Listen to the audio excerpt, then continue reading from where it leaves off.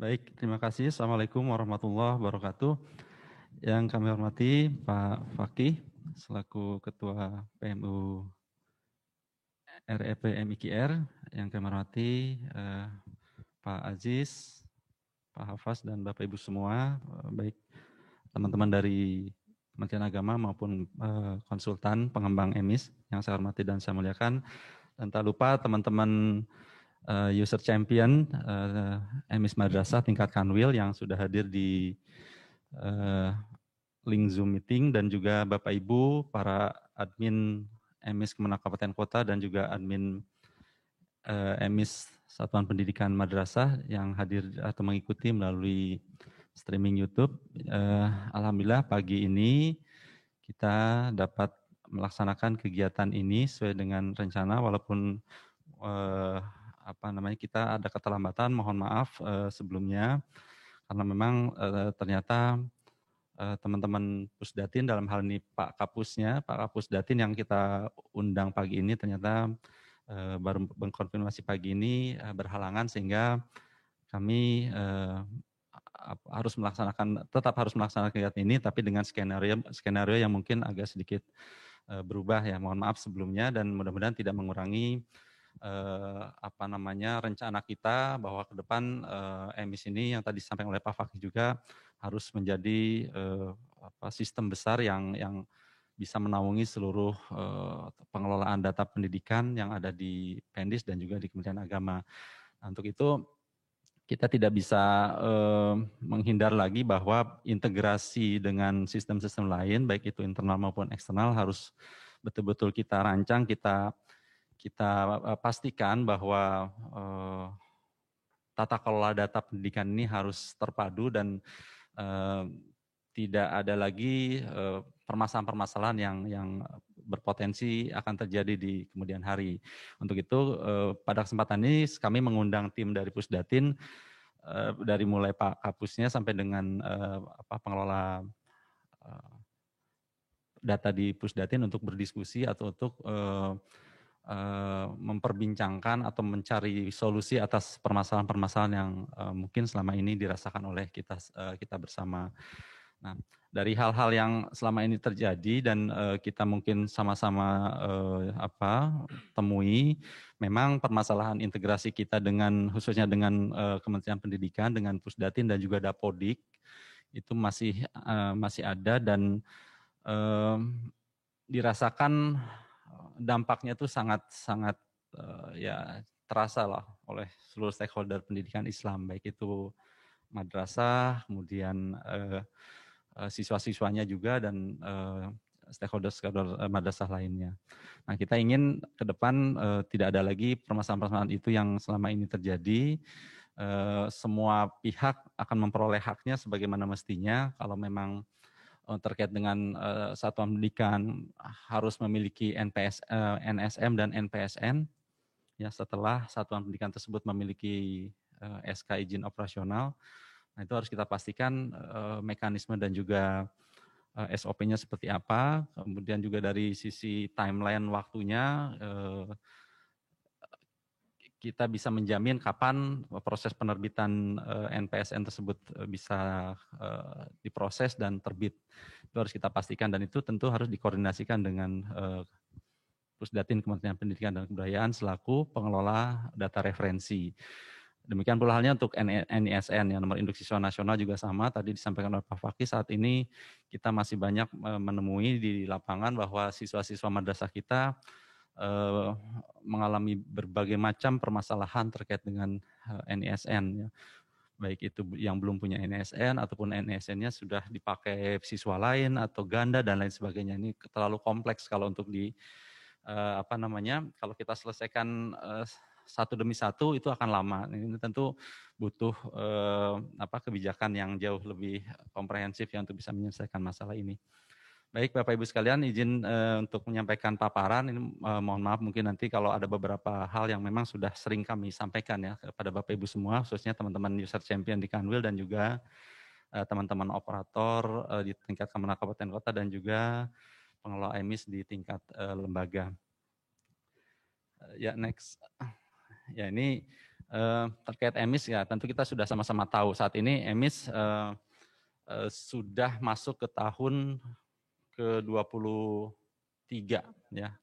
Dari tahun 98 kita mulai merancang emis sampai dengan sekarang 2021 berarti sudah lebih dari 22 tahun. Seingat saya dulu kita mulai mengembangkan emis itu di bulan Juni tahun 1998.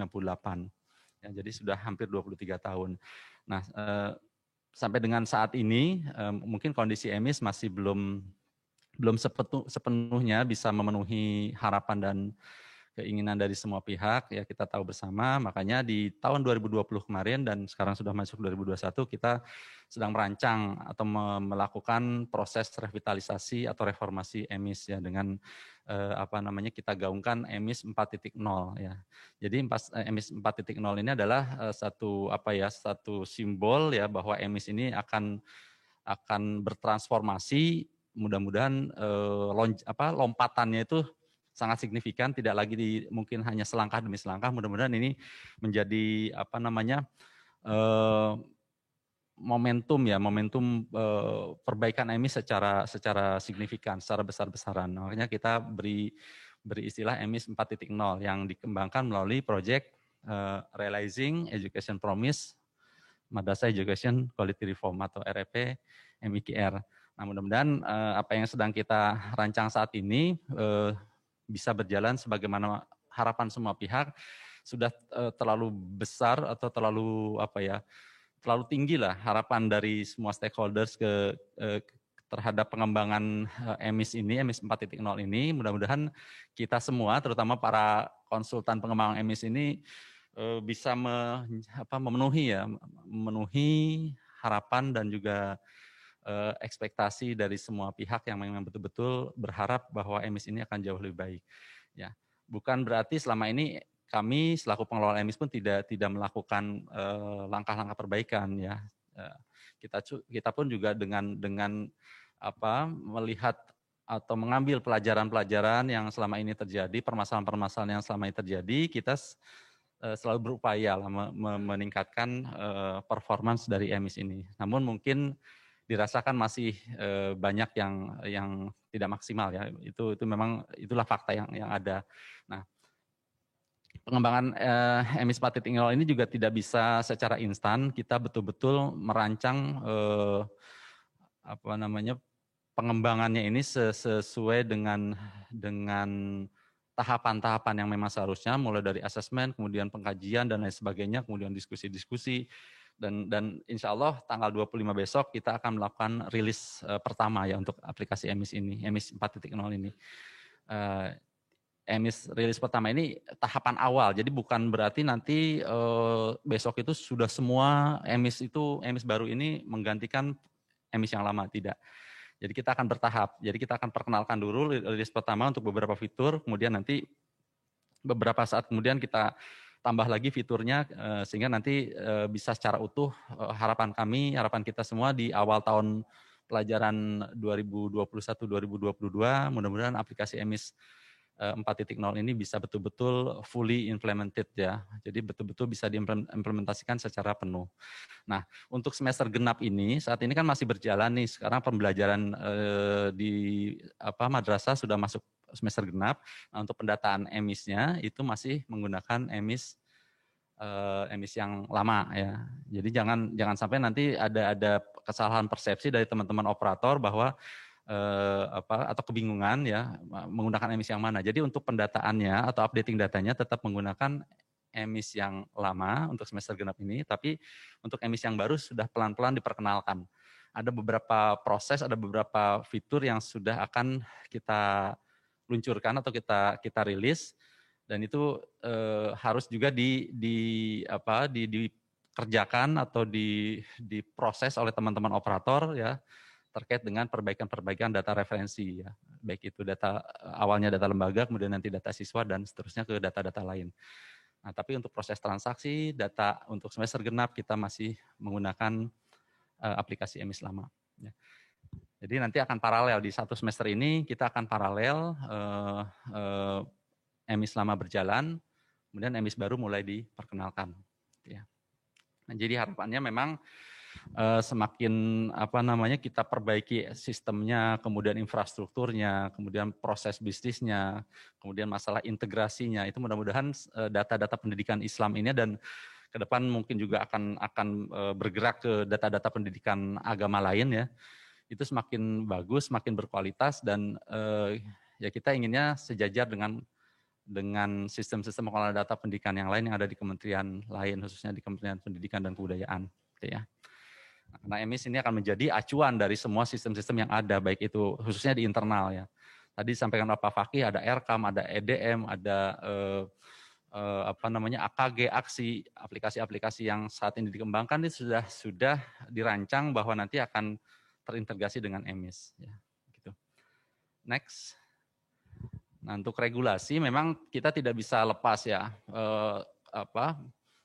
kualitas tata kelola data dan sistem informasi di Kementerian Agama, khususnya di Direktorat Jenderal Pendidikan Islam, tentu tidak lepas dari tersedianya regulasi yang mengatur. Nah, ini yang tadi disampaikan Pak Fakih, saat ini kita juga secara paralel sedang mencoba, sebenarnya sejak tahun lalu, tapi memang karena pekerjaan besar, regulasi ini juga tidak bisa main-main dan membutuhkan fokus, maka proses penyusunannya dan penyempurnaannya itu akan kita lanjutkan di 2021 ini ya.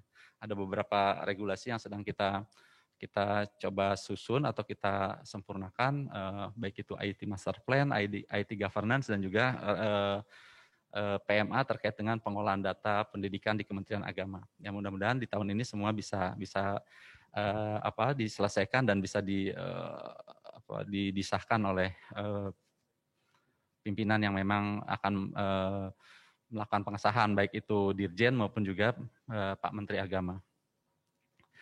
Next, ini posisi EMIS Pendidikan Islam, nanti memang dia akan menopang semua program-program pendidikan Islam dan juga sistem-sistem informasi pendukung pengelolaan program pendidikan Islam. Jadi setiap unit pasti memiliki sistem layanan atau sistem informasi yang digunakan untuk menunjang program-program yang mereka selenggarakan. Misalnya sertifikasi, kemudian tunjang profesi itu ada di Simpatika. Nah, kemudian nanti ada lagi AKG, SIM PKB itu kan terkait dengan GTK. Nah ini itu harus berada atau harus ada benang merahnya dengan EMIS, harus terintegrasi dengan EMIS. Dan terkait dengan siswa, di situ ada ujian nasional, asesmen nasional, kemudian ada KIP, ada BOS, kemudian ada LTMPT, ya, kemudian KIP, kuliah dan lain sebagainya. Itu kan terkait dengan siswa itu harus juga terintegrasi dengan data EMIS. Bantuan Sarpras, ya, kemudian juga ya program-program lainnya yang memang menjadi domainnya di Cenpendis dan juga Direktorat Jenderal lain di bawah Kementerian Agama yang mengelola fungsi pendidikan itu harus mengacu ke EMIS. Next. Nah, seperti kita ketahui bahwa di EMIS ini kan kita membawahi semua jenis satuan pendidikan terkait pengelolaan datanya ya, ada EMIS Madrasah, EMIS Pontren, EMIS PTKI dan EMIS PHI. Nah, dalam pengembangan EMIS 4.0 ini kita secara bertahap akan menyentuh semua EMIS ya. Tapi saat ini fokusnya baru di EMIS Madrasah. Ada beberapa pertanyaan dari teman-teman pengelola data di PTKI terkait rilis yang sudah mungkin informasinya sudah menyebar ya melalui Instagram, melalui media-media sosial lainnya gitu, sehingga mereka mengkonfirmasi ini maksudnya EMIS yang mana gitu ya. Nah, kita sampaikan bahwa memang saat ini fokus kita untuk pengembangan EMIS melalui proyek ini masih fokus di EMIS Madrasah, tapi untuk EMIS-EMIS yang lain pun juga akan kita garap, akan kita mulai selesaikan di tahun 2021 ini. Oke, next. Nah, untuk EMIS Madrasah tentu kita tidak bisa lepas dari 4 satuan pendidikan ini, 4 jenjang ini, RA, MTS, MA, dan mungkin nanti MAK. Nah ini nanti saya juga belum bisa secara ini nih intens membicarakan masalah pendataan MAK ini ya, karena walaupun secara jenjang setara dengan MA, tapi ada beberapa kekhususan yang berbeda dengan MA reguler ya. Nah, terkait kurikulumnya, kemudian program studinya, kemudian juga mungkin sarana pendukungnya itu tentunya berbeda dengan MA reguler. Ya, kita juga harus banyak diskusi dengan teman-teman pengelola Dapodik, khususnya Dapodik yang SMK. Ya, memang untuk MAK ini secara kuantitas kita saat ini belum terlalu banyak, tapi kan mau berapapun itu harus kita wadahi ya terkait dengan kebutuhan datanya. Ini sudah banyak juga pertanyaan-pertanyaan untuk madrasah-madrasah yang memang fokusnya di kejuruan. Ya. Ada MA unggulan informatika misalnya. Nah, saat ini pendataannya masih menggunakan rumahnya rumah MA reguler, padahal sesungguhnya mereka harusnya sudah memiliki rumah sendiri yang berbeda dengan MA reguler. Kemudian entitas datanya kurang lebih ya sama dengan yang selama ini kita kelola ya, data lembaga, data santri, data PTK, Sarpras, Rombel ya. Rombel ini dalamnya ada jurusan. Nah, selama ini kan yang sangat terasa data Rombel ini pada saat siswa akan mengikuti dulu ujian nasional, sekarang asesmen nasional ya kan. Karena Rombel atau tingkat atau kelas ya yang melekat di siswa tersebut akan menentukan dia layak atau tidak atau berhak atau tidak untuk mengikuti ujian atau asesmen. Ya. Kemudian untuk dan jurusannya juga sama ya karena nanti akan beda ya antara jurusan IPA dengan IPS tentu dari sisi soal mata pelajarannya berbeda. Sama dengan halnya dengan pendaftaran ke LTMPT itu jurusan juga menjadi atribut sangat vital pada saat jurusannya tidak terisi ataupun jurusannya salah maka akan mengganggu proses pendaftaran siswa tersebut untuk mengikuti ujian atau mengikuti seleksi SNMPTN maupun juga SBMPTN. Makanya saat ini kami pun juga di emis yang existing sedang berjibaku juga nih karena baik siswa kelas 12 maupun siswa lulusan 1 tahun atau 2 tahun yang lalu yang masih berhak untuk mengikuti seleksi masuk perguruan tinggi ini terkait dengan kelengkapan atribut datanya itu masih banyak yang tidak lengkap. Nah, kita sedang berusaha memperbaiki lah oleh operator madrasah maupun juga kabupaten kota dan kanwil untuk bisa melengkapi data-data tersebut sehingga siswa kan tidak mau tahu, orang tua tidak mau tahu ya. Pada saat mereka tidak bisa daftar, mereka kan akan komplain kemana-mana gitu ya. Karena mereka merasa itu hak anak saya atau hak saya sebagai siswa untuk bisa mengikuti seleksi masuk perguruan tinggi negeri. Gitu. Jangan sampai hak mereka itu terhalangi atau digugurkan dengan masalah ketidaklengkapan data. Ya. Ini yang betul-betul ke depan harus bisa kita pastikan bahwa setiap entitas data, setiap record entitas data itu baik lembaga, siswa, PTK, dan lain sebagainya itu bisa terisi secara lengkap. Ya, jangan sampai ada yang tertinggal. Nah, selama ini banyak yang di emisi yang sekarang itu banyak yang diabaikan. Dianggapnya tidak penting. Contoh nama ibu kandung di emis itu masih banyak siswa yang tidak terisi namanya, nama ibunya. Padahal itu apa? Menjadi syarat penting, syarat utama pada saat siswa itu akan diajukan NISN-nya. Jadi banyak yang mungkin tidak merasa atau tidak memperkirakan bahwa ketidaklengkapan atau berhasilan dalam proses penerbitan NISN itu masalahnya di mana? Ternyata masalahnya sepele karena ada salah satu atribut data yang tidak terisi. Contohnya tadi nama ibu atau tanggal lahir yang salah. Ada siswa yang harusnya dia sudah MI misalnya atau jangan MI udah MA tapi lahiran 2020 misalnya. Itu masih ada atau 2019. Nah, ini proses validasi yang harus betul-betul juga dijaga dalam pengembangan emisi yang baru nanti. Mudah-mudahan sudah bisa diantisipasi ya, jangan sampai akibat kekurang ketatan dalam sisi validasi data di aplikasi menyebabkan banyak data yang bocor dan data yang tidak lengkap ataupun salah. Ya, next ya. Nah, ini rekap data pendidikan Islam saat ini dari RA, MI, MTS MA, PTKI, PKPPS, PDF, SPM, dan Mahat Ali ini jadi campur antara satuan pendidikan formal yang ada di bawah jalur pendidikan umum dan juga jalur pendidikan keagamaan. Ya. Ya, total lembaganya 86.227, kemudian peserta didiknya 11,6 juta. Ya.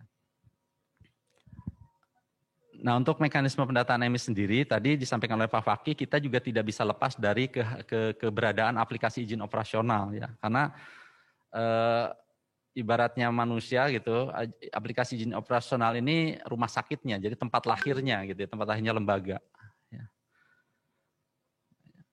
Tidak mungkin ada satu lembaga, ini karena memang secara regulasi ya, kita harus melalui pengusulan atau pengajuan dengan menggunakan aplikasi izin operasional. Oleh karena itu, setiap kali lembaga yang ingin datanya masuk ke emis tentu harus tercatat dulu di aplikasi IJOB. Prosesnya pun juga legal gitu, tidak tiba-tiba hadir, tiba-tiba lahir itu tanpa melalui proses. Ya, ini yang harus kita pastikan dari sisi legal formalnya, setiap lembaga itu memiliki SK izin operasional yang diproses melalui aplikasi izin operasional, baik itu nanti madrasah, pesantren maupun juga perguruan tinggi. Jadi masing-masing lembaga ini memiliki jalurnya masing-masing. Ya. Untuk madrasah aplikasi IJOB yang dikelola oleh Subdit Kelembagaan, kemudian yang di pesantren juga di Subdit Pendidikan Pesantren, dan juga mungkin subdit-subdit lain yang nanti juga akan dikembangkan juga aplikasi izin operasionalnya, baik untuk madrasah diniyah, kemudian juga untuk lembaga pendidikan Al-Quran dan lain sebagainya. Nah, kemudian juga untuk PTKI sama di Subdit Kelembagaan Direktorat PTKI ya. Nah, jadi nanti aplikasi IJOB ini akan memfeeder, akan menyuplai data-data lembaga baru untuk ke emis. Nah, itu tadi sampaikan oleh Pak Fakih, tidak lagi dengan proses manual.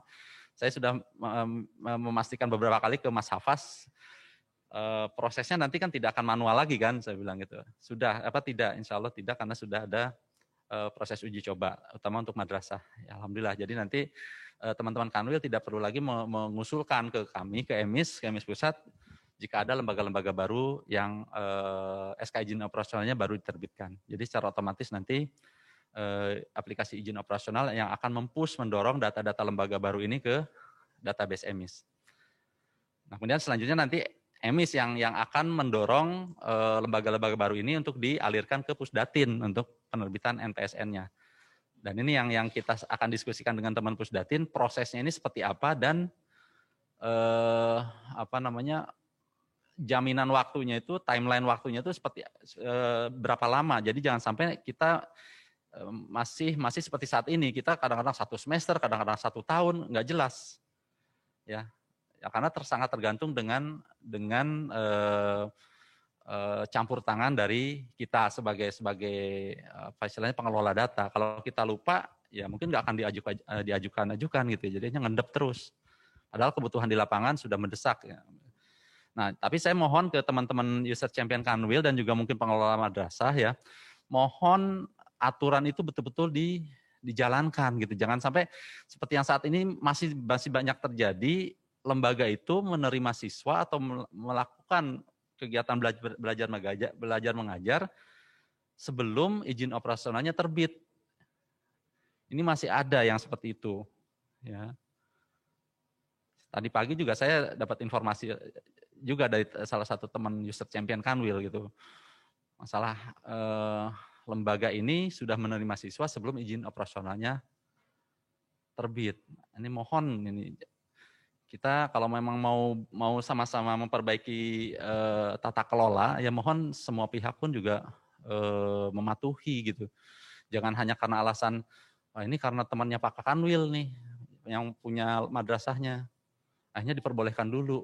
Ya nanti gimana nanti deh kalau masalah siswanya, kasihan siswanya. Kalau memang saat mereka sebelum lulus itu terbit izin operasional. Kalau sampai akhir mereka harusnya lulus, izin operasional itu tidak terbit itu, terus siswa ini menghabiskan waktu 3 tahun di MA atau 3 tahun di MTS atau 6 tahun di MI itu akan sia-sia.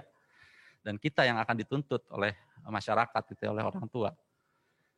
Ya, ini jadi mohon betul-betul aturan sudah ada, hanya tinggal mungkin dari sisi kepatuhan dari teman-teman di lapangan ya, termasuk sampai dengan tingkat kanwil, dan juga mungkin dari penetapan sanksinya dari pusat nih, dari direktorat terkait nih Pak Fakih. Bagaimana kalau misalnya masih terjadi seperti ini lagi, praktek-praktek ilegal? Kalau menurut saya ini ilegal. Ya. Nah, ini akan menyulitkan gitu loh. Pada saat sudah kepepet baru gerasak gerusuk gitu, NPSN-nya belum punya, NISN-nya belum, siswa-siswanya belum ada itu kan.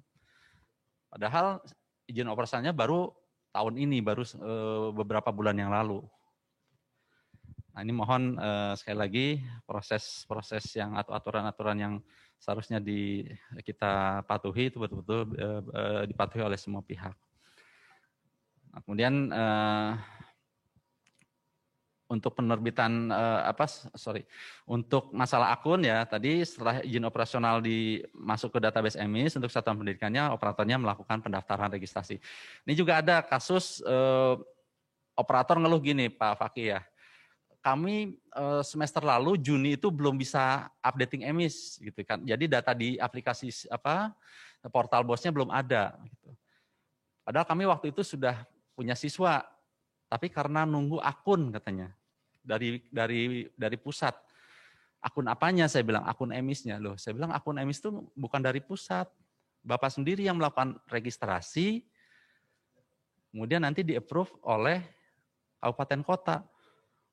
Kok alasannya karena nunggu akun dari pusat, saya bilang gitu. Artinya mungkin entah itu lembaga ini cuma cari alasan gitu ya, karena ya masalahnya karena dia nggak dapat BOS gitu, karena datanya belum masuk di aplikasi portal BOS. Sehingga dia beralasan bahwa mau akun gitu, nunggu akun lama. Atau jangan-jangan memang kabupaten kota atau kanwil yang tidak mensosialisasikan masalah penerbitan akun ini. Jadi kan ada dua ini. Saya cuma belum konfirmasi ke teman-teman kanwil, saya lupa nanya ini lembaga dari kabupaten atau provinsi mana gitu. Nanti mungkin akan kita telusuri. Jangan sampai nanti cuma cuci tangan aja, kesalahan sendiri dilimpahkan ke seolah-olah kesalahan orang lain sama pihak lain gitu. Ya, jadi sekali lagi untuk admin atau operator satuan pendidikan atau lembaga itu tidak harus menunggu akun itu dari pusat atau dari kanwil, tapi lembaganya sendiri yang mendaftarkan akunnya ke EMIS gitu ya. Nanti kabupaten kota yang melakukan verifikasi dan juga persetujuan. Next ya.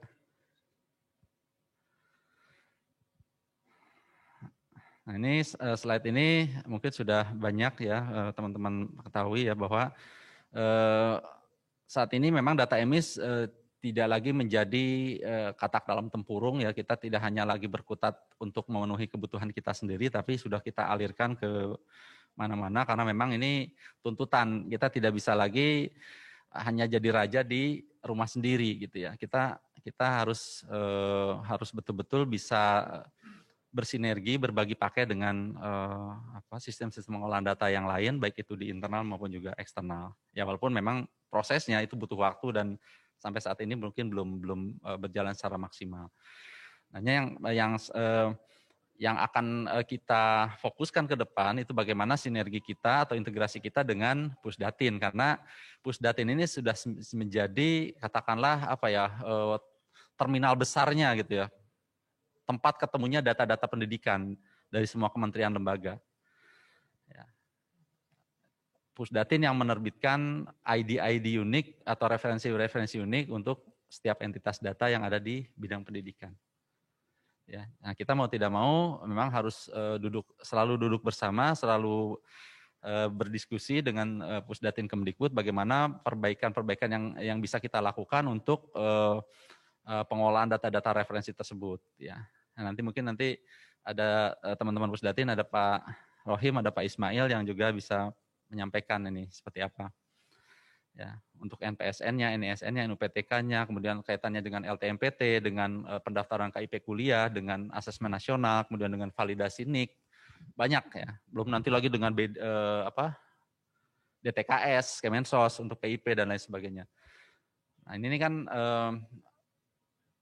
bisa jadi semua hal yang terkait dengan integrasi data pendidikan itu terminalnya ada di Pusdatin.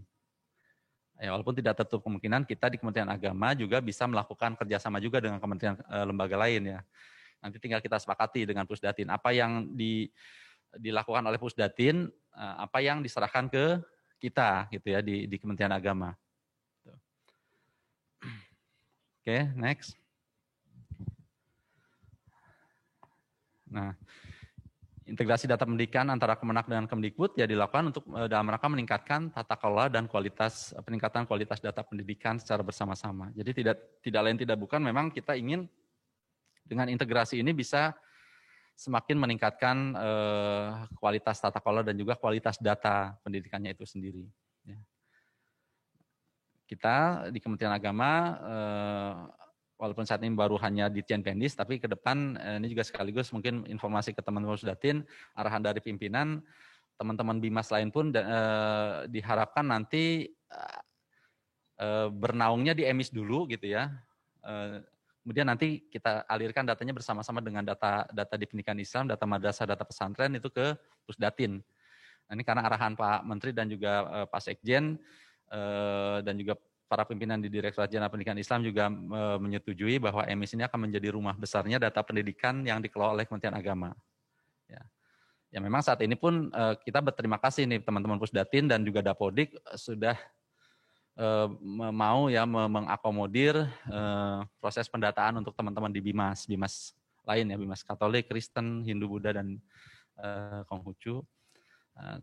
Tapi ke depan harapannya ataupun arahannya mereka teman-teman Bimas ini melakukan proses pendatanya di EMIS dulu, kemudian nanti kita alirkan ke Pusdatin.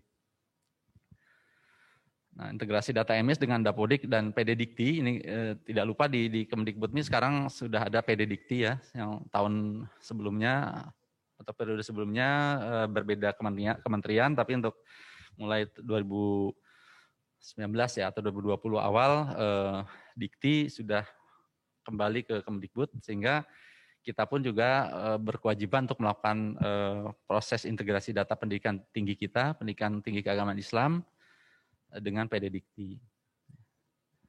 Nah, itu di bawah koordinasi Pusdatin ya. Kita sepakat bahwa Pusdatin menjadi koordinator dari proses integrasi ini. Baik untuk satuan pendidikan, peserta didik maupun juga PTK ya, pendidik dan tenaga pendidikan. Nah, urgensi integrasi data next ya. Urgensi integrasi data EMIS ke Pusdatin ya diantaranya pertama untuk NPSN ya, pengelolaan dan penerbitan dan pengelolaan NPSN.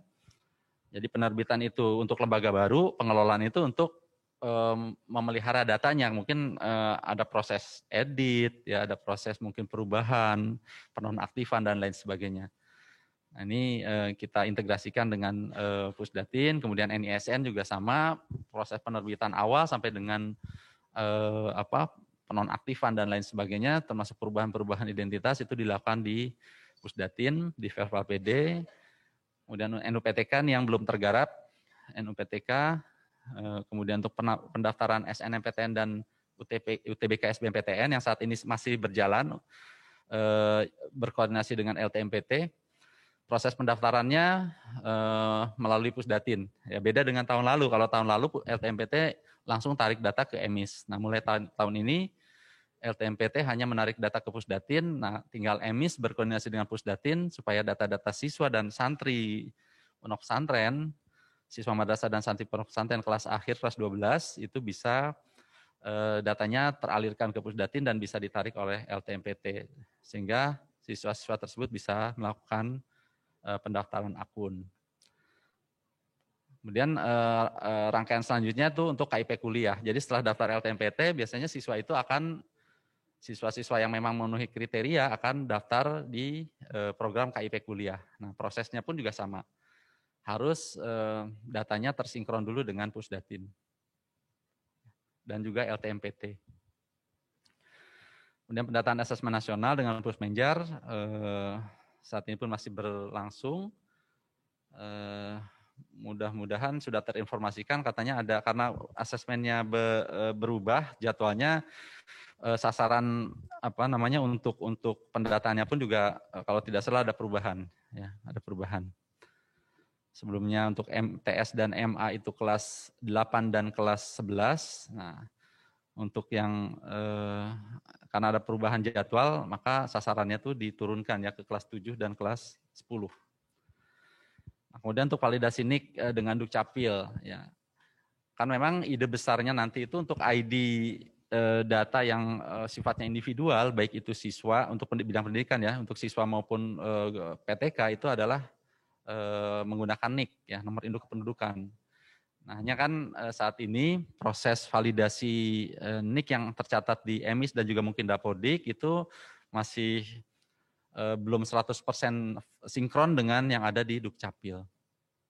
Nah, nanti proses validasinya itu apakah lewat Pusdatin atau kita di Kementerian Agama yang berkoordinasi langsung dengan Dukcapil, nah ini yang harus juga kita bicarakan ya supaya clear ya. Kemudian pertukaran data siswa untuk proses mutasi dan juga PPDB, penerimaan peserta didik baru. Nah, ini yang juga krusial menurut saya. Karena selama ini yang kita rasakan akibat dari proses input data yang terpisah antara EMIS dengan Dapodik menyebabkan referensi siswa menjadi tidak terjaga. Ya, dan ini dampaknya pada saat pendaftaran di LTMPT ya. Nama siswanya dan individu siswanya sama, tapi siswa ID-nya berbeda. Nah, sehingga akan terjadi kegagalan dalam melakukan pendaftaran. Next.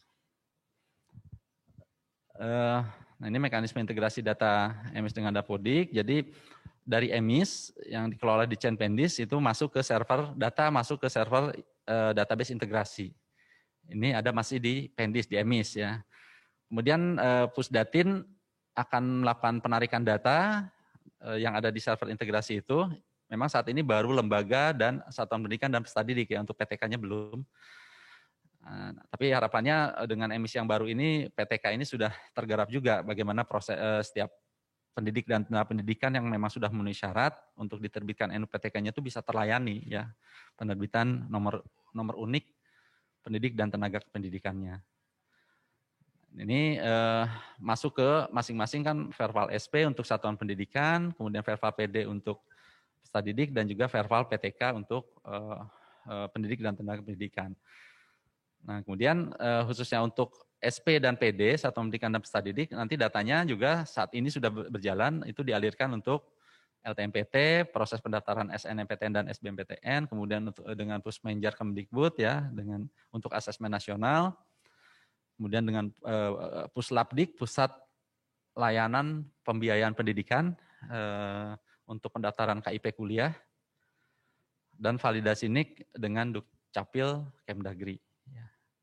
Ya, setahu kami saat ini memang Pusdatin sudah melakukan sinkron dengan Dukcapil, dan untuk siswa-siswa madrasah pun sudah ada istilahnya notifikasi atau identifikasi apakah NIK siswa-siswa madrasah dan juga siswa sekolah ini sudah valid sesuai dengan yang ada di Dukcapil atau tidak. Kalau tidak salah sudah ada informasinya nih, walaupun baru kelas akhir ya, kelas 12. Kelas 12, kelas 9, dan kelas 6 mungkin ya, kalau tidak salah. Belum seluruhnya. Tapi paling tidak ini sudah ada proses pengecekan ke Dukcapil terkait dengan atribut nomor induk kependudukan ini. Nah, kemudian atribut data peserta didik yang dialirkan dari EMIS ke Pusdatin diantaranya ID peserta didik, NIK, NISN, nama siswa, tempat lahir, tanggal lahir, jenis kelamin, agama, nama ibu kandung, kemudian tingkat atau kelas, kemudian rombel paralelnya karena untuk AKM ya, asesmen kompetensi siswa. Kemudian untuk jurusan itu untuk AKM dan juga untuk LTMPT. Kemudian alamat siswa ini sampai dengan RT RW-nya ya. Kemudian nomor HP, alamat email, tanggal masuk sekolah, tahun lulus, jenis keluar, kemudian kebutuhan khusus, kemudian ID sekolah, NPSN, dan juga nama madrasahnya. Ini paling tidak ini yang mungkin lebih banyak lagi, tapi yang paling pokok itu adalah ini ya. Untuk kebutuhan integrasi dengan Pusdatin. Nah, harapan saya sih ke depan itu proses integrasi untuk berbagai kebutuhan yang memang melalui Pusdatin itu kita bisa sekali dorong gitu, sekali proses ke Pusdatin ya, tidak nyicil untuk NISN prosesnya berbeda dengan untuk AKM. Misalnya untuk AKM beda dengan LTMPT. Jangan sampai seperti itu. Yang saat ini terjadi masih seperti itu, masih parsial. Nah, keinginan kami tentu prosesnya itu bisa sekali jalan, ya entah gimana nanti prosesnya gitu ya, dan mungkin harus dikaji apakah itu realistis atau tidak, tapi paling tidak prosesnya itu bisa dipersingkat ya, atau bisa disederhanakan, tidak berulang-ulang. Nah, permasalahan dalam pengelolaan data referensi peserta didik, ya karena sekarang ini fokusnya masih terkait dengan peserta didik, ya banyak permasalahan itu. Yang pertama masih terdapat data atribut pokok yang diinputkan tidak lengkap dan tidak konsisten. Ini di sisi emisnya. Ya, di sisi emisnya yang memang juga kita harus akui ternyata masih ada yang tidak lengkap, tidak konsisten, tidak valid gitu ya. Saya untuk nama ibu, kemudian untuk tanggal lahir itu banyak yang ya tadi tidak konsisten dan tidak lengkap. Dan proses update data siswa mutasi dan siswa PPDB masih dilakukan dengan cara input data baru di masing-masing aplikasi pendataan, baik Dapodik maupun EMIS. Ada siswa PPDB dari SD ke MTS, itu di MTS-nya diinputkan di EMIS-nya. Demikian pula sebaliknya dari MI ke SMP, itu diinputkan lagi. Diinputkan juga di Dapodiknya. Ya. Nah, sehingga ID siswa yang bersangkutan itu akan bergerak, berubah gitu ya. Sebelumnya sudah ada di sistem pendataan yang sebelumnya, diinputkan di sistem yang baru, yang lintas kementerian tadi, EMIS dan Dapodik, itu diinputkan baru sehingga tergenerate lagi ID siswanya yang baru. Nah, sehingga begitu dialirkan ke Pusdatin, datanya akan ganda. Ya, orangnya sama tapi recordnya berbeda. Karena peserta didik ID-nya tergenerate 2 kali. Atau lebih bahkan. Ya. Itu jadi karena memang tadi proses input data untuk siswa PPDB dan mutasi ini dilakukan ulang di sistem pendataan yang baru gitu ya, maka akan terjadi seperti itu. Akibatnya seorang siswa bisa tercatat 2 kali atau lebih dengan atribut ID peserta didik yang berbeda. Ya. Dan NSN siswa menjadi tidak konsisten karena pasti akan dibuatkan lagi NSN baru. Karena dianggapnya individu yang berbeda. Kemudian proses update data siswa mutasi dan PPDB idealnya dilakukan dengan cara proses tarik data, baik untuk mutasi sesama madrasah yang dihandle oleh EMIS sendiri, maupun mutasi lintas sekolah dari EMIS ke Dapodik atau sebaliknya, Dapodik ke EMIS. Next. Nah, kondisi data siswa ganda dan NSN yang berubah-ubah akan menimbulkan dampak terhadap beberapa hal ya. Misalnya proses pendaftaran akun siswa di portal LTMPT tidak dapat dilakukan simpan permanen. Karena tadi ID siswanya berbeda antara yang sudah tercatat di LTMPT dengan yang ada di Pusdatin atau di EMIS. Kemudian pendaftaran KIP kuliah juga tidak akan berhasil karena NSN yang sudah tersimpan permanen di LTMPT berbeda dengan NSN yang ada di Pusdatin. Ya tadi lagi-lagi akibat dari permasalahan siswa ganda. Kemudian data calon peserta asesmen nasional di database Pusdatin tidak dapat ditarik oleh sistem BioAN, ya, biodata asesmen nasional yang dikelola oleh Pusmenjar.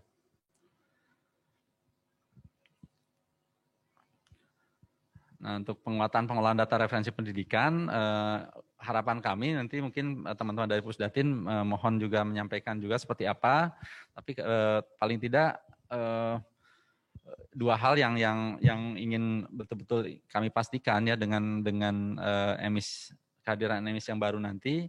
Pertama, kepastian mekanisme pertukaran data, terutama data siswa ya, data siswa antara EMIS dengan Dapodik ya untuk PPDB dan mutasi.